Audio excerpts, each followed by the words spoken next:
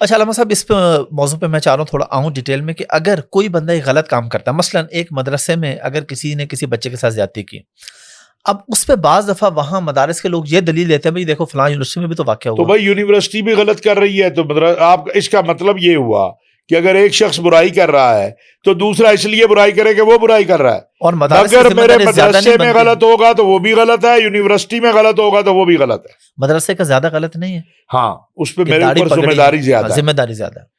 دیکھیں میرے اوپر ذمہ داری زیادہ ہے، لیکن میں نہیں سمجھتا کہ ایک طبقہ ہے. اصل میں پرابلم کہاں ہے؟ ایک طبقہ ہے جو کہتا ہے یونیورسٹی اسکول برا ہے، ایک ہے جو کہتا ہے مدرسہ برا ہے. میں کہتا ہوں نہ مدرسہ برا ہے نہ یونیورسٹی کالج برا ہے. برائی وہ ہے جو مدرسے میں ہو تب بھی برائی ہے، یونیورسٹی میں ہو تب بھی برائی ہے. بالکل. ہمیں اپنے نظام میں اصلاح کی ضرورت ہے، اصلاح ہو بھی رہی ہے. مفتی عزیز کے واقعے پہ کوئی پریشر تھا کہ ان کو بچانا ہے؟ کیا بہت پریشر. آپ کا کیا موقف تھا یا کیا ہے؟ موقف بڑا واضح تھا میرا. کیا موقف؟ ایسے لوگوں کو لٹکانا چاہیے، بالکل لٹکانا چاہیے تھا. میں ریاض میں تھا جی اس وقت. تو جو میرے ساتھ گاڑی چلا رہا تھا اس نے کہا کہ پاکستان میں ایک مفتی نے برا عمل کیا ہے، تو آپ اس کو جانتے ہیں؟ میں نے کہا مجھے نہیں علم تھا اس وقت کہ کیا. ٹھیک ہے. میں واپس ہوٹل آیا تو میں نے ایک مولوی یونس حسن صاحب ہے، انہیں فون کیا کہ یار یہ کیا شور ہے. مجھے میرے ڈرائیور نے بھی پوچھا ہے، تو نام نہیں آ رہا تھا. عرب سوشل میڈیا جو ہے ٹویٹر وغیرہ اس پہ ایک چل رہا تھا کہ پاکستان کے ایک مفتی نے اس طرح سے. ٹھیک ہے. تو اس نے کہا جی مفتی عزیز الرحمان. مجھے یقین نہیں آیا. پھر میں نے تصدیق کی، وہ جینون ہے. وہ ایک واقعہ تو نہیں، 12-13 کیسٹیں ہیں اس کی. میں کیسے کہہ دوں؟ بہت پریشر تھا. بڑے دوست، میرے ایک دوست ہے ان کا، وہ بہت قریبی عزیز ہے میرا. وہ دوست میرا بچپن کا دوست ہے، مجھے بڑا عزیز ہے. اس نے کہا، میں نے کہا کیا کروں؟ خاموش ہو جاؤں؟ منہ پہ ٹیپ لگاؤں؟ کیوں لگاؤں؟ میں تو نہیں لگاؤں گا. اتنا بڑا ظلم، وہ بھی مسجد کے اندر، مدرسے کے اندر. اگر حافظ صاحب میں یہ کہتا ہوں یونیورسٹی میں عمل غلط ہے تو پھر مدرسے میں بھی عمل غلط ہے. میرا مدرسہ، میں نے مدرسے کی جنگ لڑی ہے، لوگوں نے باتیں کی ہیں، میں نے حقیقی جنگ لڑی ہے. میں نے صرف جامعہ منظور الاسلامیہ کے لیے 3 بار اپنی ایڈوائزرشپ سے استعفیٰ دیا تھا. آج بھی میں مدرسے کی جنگ لڑ رہا ہوں. مجھے کوئی مدرسے سے لینا دینا نہیں ہے، لیکن جہاں میرا مدرسہ غلط کرے گا غلط کرے گا. عالمی سطح پہ کس نے جا کے مدرسے کی جنگ لڑی ہے؟ عالمی سطح پہ عقیدہ ختم نبوت کی چوکیداری کا اللہ نے میرے سے کام یورپی یونین میں جا کے کیس جیت کے آیا ہوں. ابھی آپ ایک اور کیس پہ لڑ رہے ہیں ایف آئی اے میں، آپ کے بھائی اور آپ لوگ، وہ آپ بتانا چاہیں گے جو معاملہ؟ دیکھیں یہ حافظ صاحب المیہ ہے بہت بڑا. میں آپ کو بتاؤں، ہم نے ہر فورم، میں نے ہر دروازہ کھٹکھٹایا حافظ صاحب. میں اس ملک کے آرمی چیف کے پاس بھی گیا، میں اس ملک کے وزیر اعظم بھی کے پاس بھی گیا ہوں، میں ہر ادارے کے پاس گیا ہوں کہ یہ جو عمل سوشل میڈیا کے ذریعے ہو رہا ہے، جو وہ توہین برداشت ہو ہی نہیں سکتی. اور وہ توہین کرنے والا کون تھا؟ وہ ہے جی مختلف ہے، بے انتہا ہے، ایک پورا نیٹ ورک ہے. اور مدرسے سے بھی تھا، ان کا تعلق بھی مدرسے سے. اور مفتی تھا. ایک نہیں ہے، 400-450 تو گرفتار ہے. میں نے ہر دروازہ کھٹکھٹایا ہے کہ خدا کے لیے اپنے نوجوان کو اس سے بچاؤ. آج بھی جمعے میں میں نے بات کی ہے. ہمیں کوئی شوق ہے کہ ہم لوگوں پہ توہین کا ٹھپا لگائے. اور کیا فیل انہوں نے کیا؟ حافظ صاحب ناقابل بیان ہے. ننگی تصویر لیتے ہیں، اس کے اعضاء پہ مقدس نام لکھتے ہیں، قرآن کریم کو سامنے رکھ کے اس پہ اپنی گندگی نکالتے ہیں. یہ فرانزک ہو چکے ہیں. اور یہ نکالنے والا بھی انفارچونیٹلی مدرسے والا بندہ ہے، مدرسے کا مفتی تھا، اور ایک بہت بڑے جو ہمارے ہیں ان کا خلیفہ ہے، مفتی حسن صاحب کا، مفتی حسن صاحب کا خلیفہ ہے وہ. تو اللہ معاف کرے، پھر ہم کس طرف جا رہے ہیں؟ اگر مدارس میں تربیت نہیں ہو رہی تو یونیورسٹی کالجز کو ہم کیسے قصوروار ٹھہرا سکتے ہیں؟ اب بتائیں مجھے، کیا میرے مولوی کو نہیں چاہیے تھا؟ جب میں آج بھی کہتا ہوں، میں آپ کے ذریعے جی میں یہ چاہوں گا کہ سب سے اہم بات یہ ہے کہ یہ جو لوگ کہتے ہیں کہ توہین ناموس رسالت اور توہین مذہب کے اوپر غلط مقدمات ہو گئے، میں چیلنج کر رہا ہوں کہ آپ آئیے، عدالتوں میں کیس چل رہے ہیں، فیصلے ہونے دیں. دنیا کی کسی بڑی سے بڑی لیبارٹری میں پیسے میں دوں گا، فرانسک کروا لیں کہ ہم درست ہیں کہ غلط ہیں. اگر ہم غلط ہیں ہمیں لٹکا دیں آپ مینار پاکستان پہ، اور اگر ہم درست ہیں تو پھر اس کا علاج کیجئے نا. سزائے علاج ایک ہے، مستقل اس کا علاج چاہیے. میرا نوجوان اس سے گمراہ ہو رہا ہے، وہ پھنس جاتا ہے، میں مانتا ہوں وہ پھنستا ہے، لیکن وہ پھر ایسی دلدل میں چلا جاتا ہے میں اسے نہیں نکال سکتا. اور پھر نسل در نسل وہ سلسلہ چلتا رہتا ہے. اب صاحب میں آپ کو کیا کیا بتاؤں، وہ آپ دیکھ نہیں سکتے ہیں وہ مواد. میں کدھر جاؤں، میں کس کے پاس جا کے رہوں؟ میں نے کوئی دروازہ چھوڑا نہیں ہے. آپ کیا کر رہے ہیں ان کے خلاف اس وقت، کس سٹیج پہ نہیں، وہ لگے ہوئے ہیں جی، مختلف وکلاء کی جو ہے تنظیمیں ہیں، یہ لوگ ہیں، یہ لگے ہیں بیچارے اپنی بساط کے مطابق.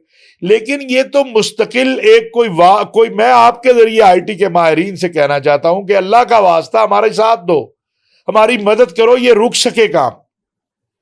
وہ گھیرتے ہیں نوجوانوں کو، پہلے گپ شپ میں لیتے ہیں، پھر ان کو اور انداز میں لے جاتے ہیں، پھر آخر میں جا کے وہ ایسی تصویریں بھیجتے ہیں جن میں مقدسات کے نام ہوتے ہیں، پھر وہ ان کو ذہنی طور پر وہ ایڈکٹ ہو جاتے ہیں اس کے اوپر.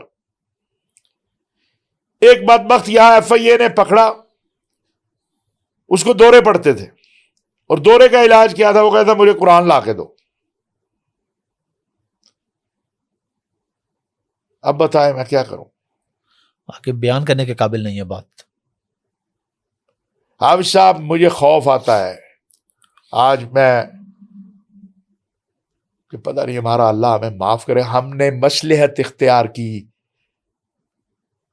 ایک دینی ادارے کے اندر سینکڑوں قرآن کریم تھے جن کے اوپر یہ گندا مواد نکالا گیا، اور صرف ہم اس لیے چپ رہے، یا ہم نے اس لیے مصلحت اختیار کی کہ جی مدرسہ ہے. اللہ ہمیں معاف کرے گا، وہ قرآن بولے گا نہیں قیامت کے دن. ہاں ہم نے اس ادارے والوں کی منت کی، پتہ نہیں انہوں نے کیا یا نہیں کیا، کہ یہ قرآن کریم کہیں آپ بہا دیں یا دفن کر دفنا دیں. کیا اس کا فرانزک نہیں ہونا چاہیے تھا؟ اور یہ وہ لوگ ہیں جو دوسروں کو اس بات پہ کافر قرار دیتے کہ تمہاری شلوار کیوں ٹکنے سے اوپر یا نیچے. حضرت جی کیا اس کا فرانزک نہیں ہونا چاہیے تھا؟ ہونا چاہیے، اور ایسے لوگوں کو لٹکانا ہم بے چاہیے. بس ہو گئے، ہم بے بس ہیں اس معاملے میں. اللہ جزائے خیر دے جو لوگ کھڑے ہوئے ہیں اس کے لیے، قاری حنیف جلندری صاحب ہیں، وہ بول رہے ہیں، وکلاء بول رہے ہیں، مولانا فضل الرحمان صاحب نے یہ جو کیس تھا جس پہ پچھلا چیف جسٹس جو ہے جو چلا گیا فائز عیسیٰ، جی مبارک ثانی کیس، یہ ابھی چیف جسٹس نہیں بنا تھا جب اس نے طے کیا تھا کہ اس نے مبارک ثانی کیس کو اڑانا ہے اور اس میں قادیانیوں کو ریلیف دینا ہے. اس نے، یہ چیف جسٹس نہیں بنا تھا. یہاں لوگ موجود ہیں جن کو یہ چیز پتہ ہے، میں حلفاً کہہ سکتا ہوں.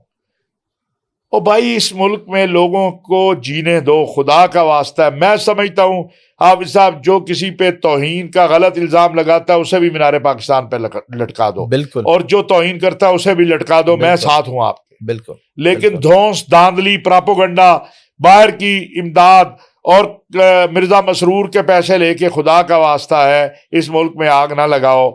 ہم اس ملک میں امن چاہتے ہیں. قادیانی اس ملک کے شہری ہیں، وہ بھی اس ملک کے آئین اور قانون کو تسلیم کریں، ہم بھی اس ملک کے آئین اور قانون کو تسلیم کرتے ہیں. جو قانون ان کے لیے کہتا ہے وہ ان پہ عمل کریں، جو ہمارے لیے کہتا ہے ہمارے پہ عمل کریں. اس کے باوجود کہ وہ عمل نہیں کرتے، میں پھر بھی یہ بات کہوں گا کہ کسی شخص کو یہ حق حاصل نہیں وہ قانون کو ہاتھ میں لے. ہم عدالت کے پاس جائیں گے، پولیس کے پاس جائیں گے، قانون کے پاس جائیں گے، ایف آئی اے کے پاس جائیں گے، حکمرانوں کے پاس جائیں گے کہ یہ ہو رہا ہے اس کو روکے. قانون ہاتھ میں لینا میں نہ کل اس کا قائل تھا، نہ آج اس کا قائل ہوں، نہ اس کو جائز سمجھتا ہوں. علامہ صاحب بہت شکریہ آپ کے ٹائم کا، بڑی اچھی اور بڑی مدلل گفتگو ہوئی ماشاءاللہ. لاسٹ پہ کوئی میسج ہماری نیشن کے لیے خاص طور پہ رمضان کے حوالے سے؟ بالکل رمضان میں حافظ صاحب ایک تو گزارش کروں گا کہ جو مخیر حضرات ہیں وہ غرباء کا خیال کریں. مالک اپنے ملازموں کا، ملازم اپنے مالک، اپنے پڑوسیوں. آج ہمارے ہاں بہت سے لوگ ہیں ایک ٹائم کا کھانا ہے ایک ٹائم کا نہیں ہے. عید آ رہی ہے، یتیموں کا خیال کریں. ہم تو اپنے بچوں کے ساتھ نئے کپڑے پہن کے نکلیں گے، وہ یتیم جس کا باپ نہیں ہے لیکن اس کے سردار محمد الرسول اللہ صلی اللہ علیہ وسلم قیامت کے دن وہ کہے کہ یا رسول اللہ اس نے مجھے کپڑے لے کے دیے تھے، میں نے بھی عید اچھی کر لی تھی، بجائے وہ یہ کہے کہ یا رسول اللہ اس کے بچے تو بڑے زبردست کپڑے پہن کے آئے تھے اور میرے پاس پھٹے ہوئے کپڑے تھے۔ رسول اللہ صلی اللہ علیہ وسلم نے ایک یتیم کو کہا تھا عائشہ تیری ماں ہے اور میں تیرا باپ۔ تو ہم ایک دوسرے کا اپنے رویوں میں تبدیلی لائیں۔ یہ تشدد جو ہے نا، جو عدم برداشت ہے، اس نے ہمیں تباہ کر دیا ہے۔ اپنے دین سے، اپنے وطن سے محبت کریں۔ اور ایک میں لازمی کہنا چاہتا ہوں، اختلاف سیاسی ہو سکتا ہے، اس ملک کی فوج اور اس ملک کی قوم کے درمیان جو لوگ نفرتیں پیدا کرنے کی کوشش کر رہے ہیں، ان سے نوجوان نسل دور ہو جائے۔ اگر دور نہ ہوئی تو یہ قیمت کئی نسلیں ادا کریں گی۔ پھر ممکن ہے ہمارا حال لیبیا سے بھی برا ہو جائے اور ہمارا حال عراق سے بھی برا ہو جائے۔ اگر یہ وطن اس وقت جاندار ہے تو اس کا سبب قوم اور فوج کا اتحاد ہے۔ اس کی طرف ہمیں توجہ دینی چاہیے۔ بہت بہت شکریہ۔ بہت مہربانی۔